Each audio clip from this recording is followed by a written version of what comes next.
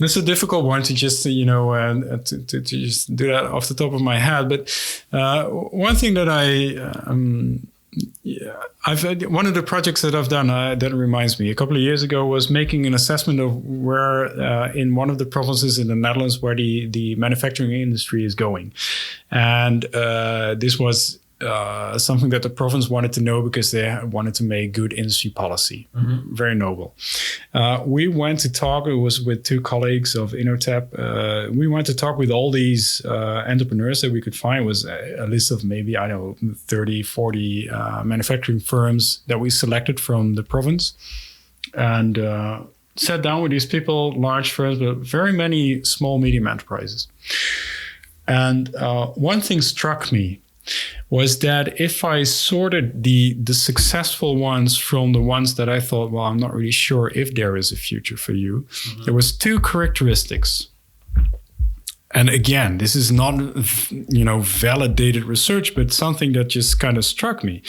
The first aspect that the successful entrepreneurs had was that they had a very active opinion, and they talked a lot about how they saw the world and how they viewed the future.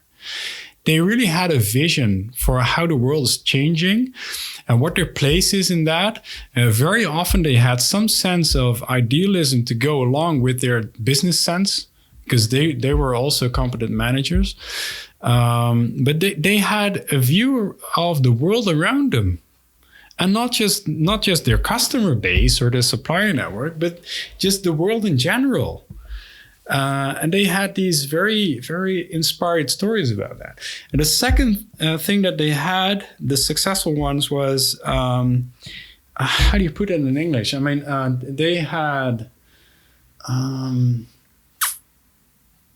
they were not limited or bothered by too much criticism, self-criticism, critical thought.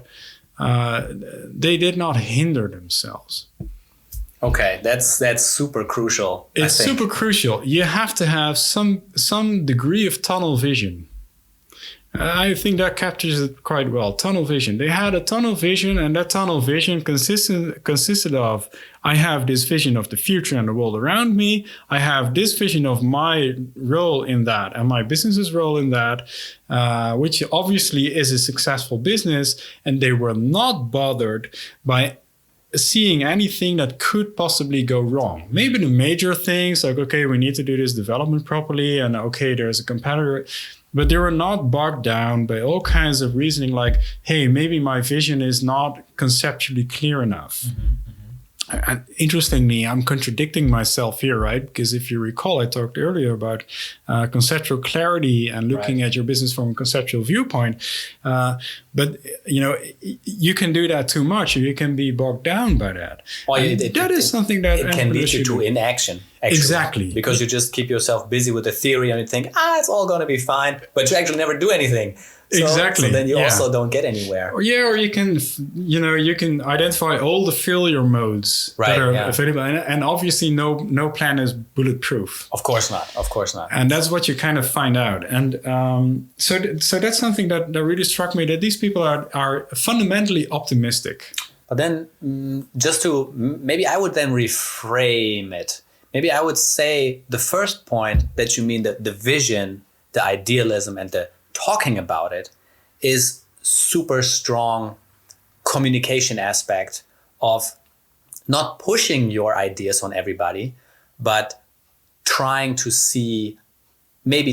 probe how these other people that you talk to see the world that you are envisioning, or maybe try to get more data in about your actual worldview by trying to communicate it with your vision.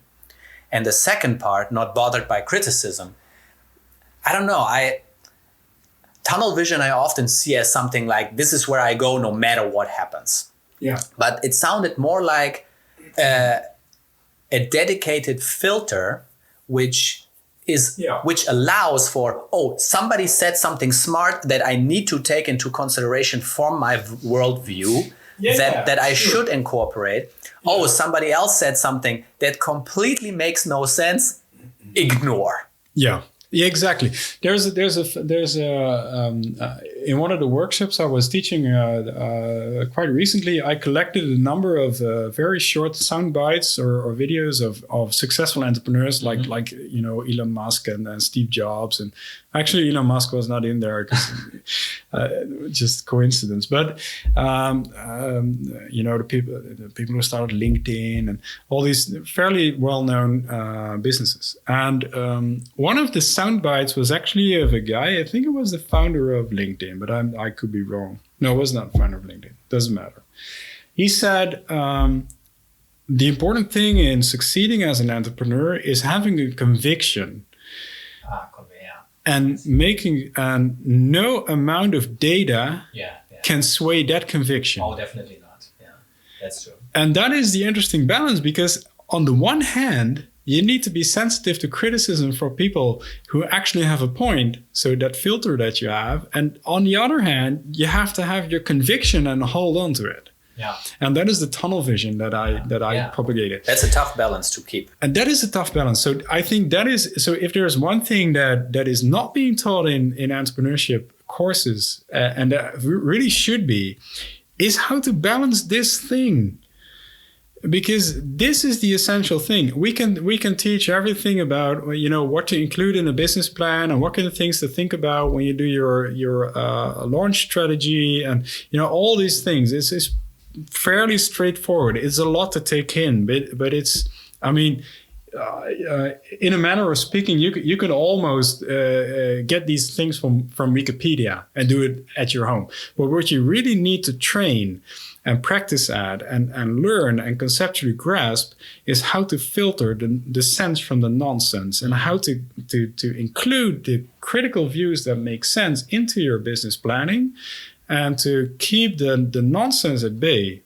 Right. Even though the people who are talking the nonsense may be crucial stakeholders, mind you. Right. So maybe it's also that doing that and being nice while doing it. Yes. And maybe also learning the tools to be able to distinguish, was this now nonsense or not? Exactly. Just like the little probing, that's often all it takes. And after the first answer, maybe that's it.